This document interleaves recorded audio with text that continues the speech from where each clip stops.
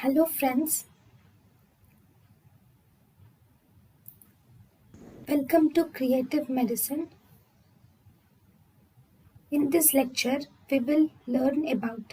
Hello friends, let us now learn some important points about terfenadine and also astemazole. Astemazole.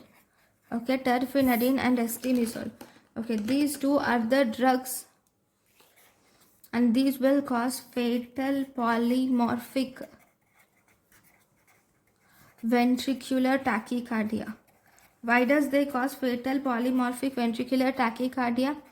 Because these drugs will block rectifier potassium channels present in the cardiac tissue and at higher concentrations.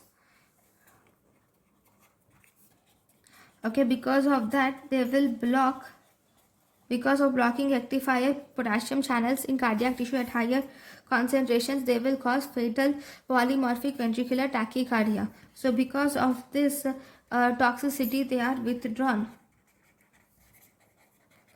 from market. So this is about terfenadine and astemazole. Thank you for watching.